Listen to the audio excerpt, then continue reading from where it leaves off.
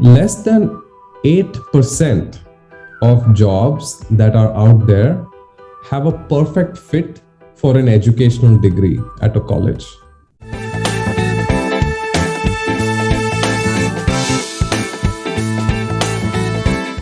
There's a very interesting stat that I recently read. I'm not sure, I think it was Gartner. No, not Gartner. But less than 8% of jobs that are out there have a perfect fit for an educational degree at a college. Less than 8%, right? So just think of it. Today, there is this big gap in what you learn versus what you need as a skill to get the work done under that job role, right? So the world of tech moves so fast that companies have to adapt to it very quickly, but institutions are not able to adapt to it in the same pace, right? So think suddenly there's this wave of artificial intelligence and data science, and Python is the new way of doing things, right? React Native and Node.js.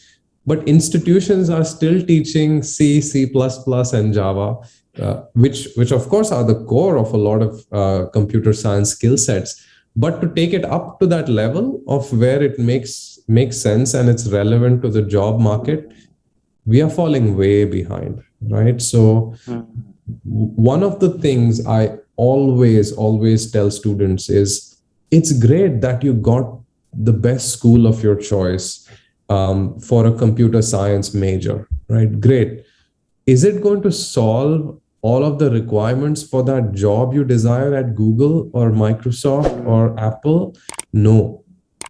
Less than 7% of them will actually be able to interview to a job that actually will fit what they learned, right? So then the question is, what do you do as a student? Does a computer science degree at MIT then, not make enough sense? It gives you a good entry into that door, right? But you have to augment it with things like online learning, with things like boot camp. Like it's a very popular thing in the US. Boot camp is while you're doing a computer science program, immediately from day one of your degree program, you're also learning Google Cloud Platform, Amazon Web Services, Python, Node.js, skill sets that you cannot get from a professor in your institution.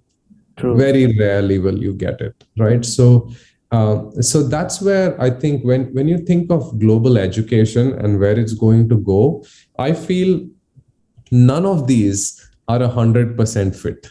Okay, online education doesn't meet some of the very human, emotional, and social needs. Right? It's online education. Like you said, I want to go there. I want to experience that culture. I want to see what happens if I take my body and I put it in a place of discomfort. Will I be able to unlock my potential? Absolutely. That's what I did to myself. That's what I dream for every student going abroad. It's hard to get that with online education, right? So you need that. But can I learn the latest and greatest cloud platform or the latest technological advances in physics, in your case? If I'm at an institution, most likely no. So I will need a combination of some online platform or some sort of a co-op program. It's a big thing nowadays, right? Institutions are doing co-op programs where they let you spend some of your study time actually at an organization, at a company, and you're learning there. You will have to augment and bring all of these different pieces together in order to have a successful employment and career outcome, right? So I go to a lot of these conferences, right, where you have all types of speculators. You have the speculators who will say universities are going to shut down. Universities are going to be obsolete.